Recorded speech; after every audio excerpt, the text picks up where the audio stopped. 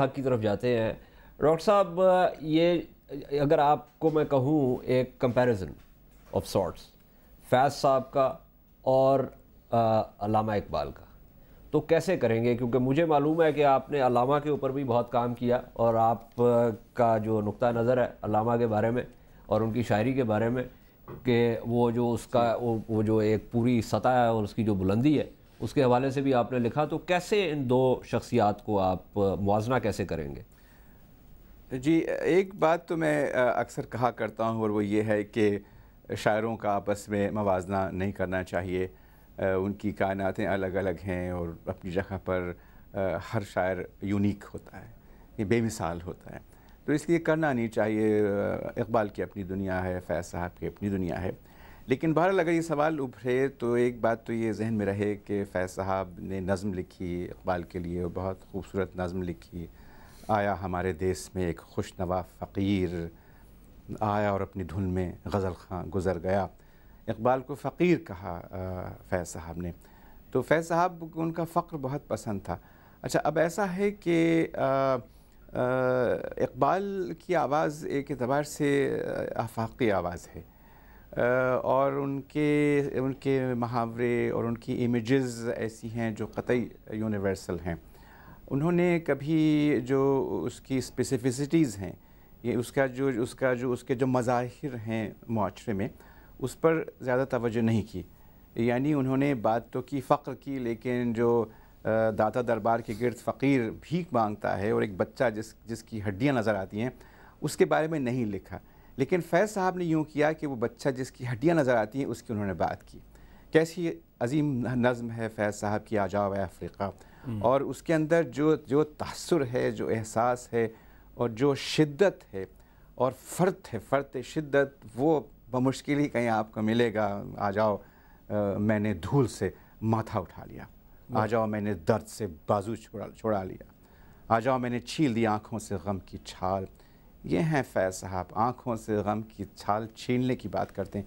تو فیض صاحب نے کیا یہ کہ اس کی جو اسپیسیفسیز ہیں، معاف کیجیے لکنت مجھے زبان میں ہو گئی ایک شدت جذبات کی وجہ سے، اس کے جو مظاہر ہیں، اس کے ایک کائناتی امر کے مظاہر، خاص مظاہر ایک خاص معاشرے میں، ایک خاص وقت میں، اس پر نظر گئی فیض صاحب کی۔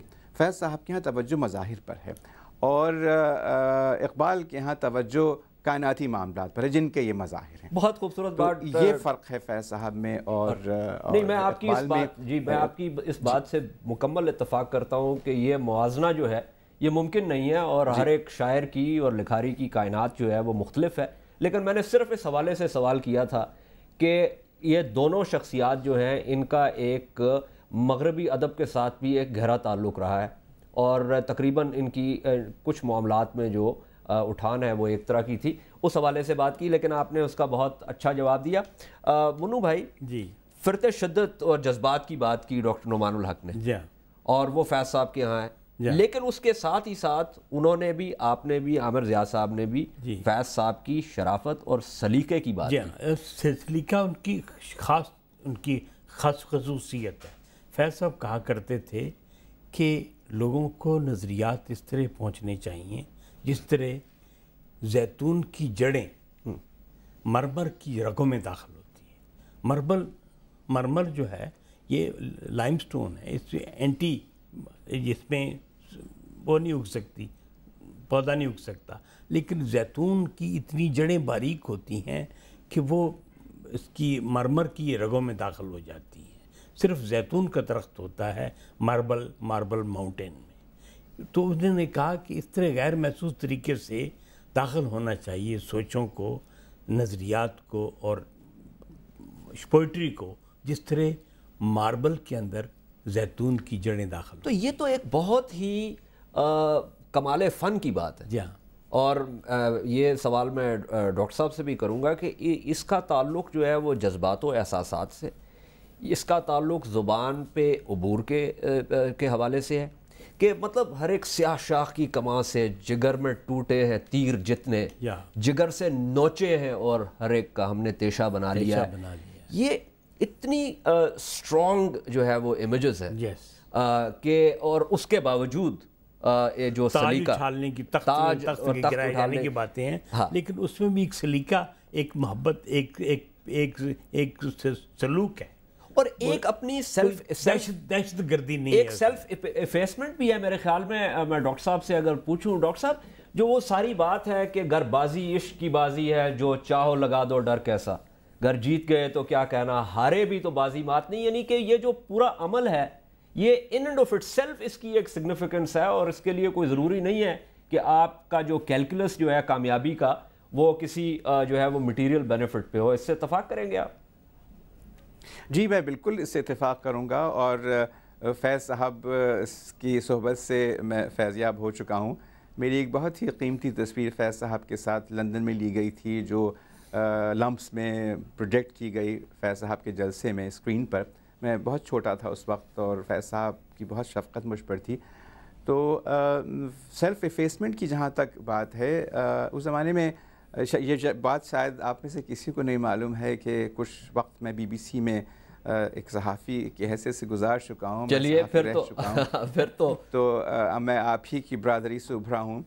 تو وہاں ہوا یہ تھا کہ فیض صاحب کی سالگرہ کے موقع پر فارسی سروس والوں نے BBC میں فیض صاحب کی مشہور نظم آج بازار میں پا بجولاں چلو، اس کا فارسی میں ترجمہ کر کے اسے گوایا تھا.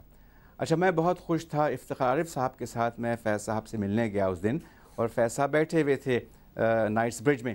میں نے فیض صاحب سے کہا کہ فیض صاحب، میں بھاگ کے گیا، میں نے کہا فیض صاحب آپ کو معلوم ہے کہ آپ کی نظم گائی گئی ہے اور اس کا فارسی میں ترجمہ ہوا ہے. میرا خیال تھا کہ فیض صاحب خوش ہوں گے اور بار بار پوچھیں گے کہ کس نے کیا ہے اور اس کی مجھے ریکارڈنگ لا کے دوں. فیض صاحب نے قطعی توجہ نہیں کی، اور انہوں نے مجھ سے صرف یہ کہا کہ ہاں میاں میرے مہربان ہیں، مجھ پہ مہربانی کرتے رہتے ہیں، آپ بیٹھیے، کیسے ہیں آپ. بالکل توجہ نہیں کی. تو یہ ہے سیلف ایفیسمنٹ. فیض صاحب کے یہاں قطعی انا تو ان کے یہاں تھی ہی نہیں. اور یہ ہے کہ فیض صاحب جتنے کم ہوئے اتنے ہی زیادہ ہو گئے. غالب نے تو الٹی بات کہی ہے کہ جتنے زیادہ ہو گئے اتنے ہی کم ہوئے، لیکن فیض صاحب کے یہاں بالکل معکوس بات تھی کہ انہوں نے اپنے آپ کو اتنا منکسر کر لیا تھا کہ وہ بہت بڑے ہو گئے. اور وہ کر سکتے تھے جب قد اتنا بڑھ جائے تو میرے خیال میں یہ جو ہے نا یہ معاملہ بھی ہو جاتا ہے. میں پروگرام کا وقت ختم ہو گیا. منو بھائی آپ کا شکر گزار ہوں، آپ تشریف لائے. ڈاکٹر نعمان الحق بہت بہت شکریہ آپ کا، بہت خوبصورت پیرائے میں آپ نے باتیں کی. عامر ضیاء صاحب بہت بہت شکریہ آپ کا. آپ نے وہ تمام چیزیں جو کہ فیض کا جو ایک تعلق جو اسٹریٹ کے ساتھ تھا اور جو اس زمانے کے جو نوجوان تھے ان کے ساتھ تھا، اور جس طریقے سے فیض صاحب جو ہیں وہ آپ پہ اثر پذیر ہوئے، اس کے حوالے سے جو آپ نے ہمیں بتایا، بہت بہت شکریہ اس کا. ناظرین میرے خیال میں یہ گفتگو اور جتنے خوبصورت پیرائے میں میرے جو مہمانان گرامی تھے یہاں پہ، انہوں نے جس طریقے سے ذکر کیا فیض صاحب کا، منو بھائی نے، ڈاکٹر نعمان الحق نے، عامر ضیاء صاحب نے، اس کے بعد میرے خیال میں میرے لیے کچھ کہنے کو نہیں رہ جاتا. مجھے امید ہے کہ آپ پروگرام سے لطف اندوز ہوئے ہوں گے. میں انشاءاللہ سیاسیات کی ٹیم کے ساتھ آپ کی خدمت میں پھر حاضر ہوں گا. اگر آپ ہمیں فیڈ بیک دینا چاہتے ہیں تو ہمارا ای میل ہے اعجازحیدر26@gmail.com. میں دہرا دیتا ہوں، اعجازحیدر26@gmail.com. انشاءاللہ اگلے پروگرام تک کے لیے مجھے اجازت دیجیے. خدا حافظ.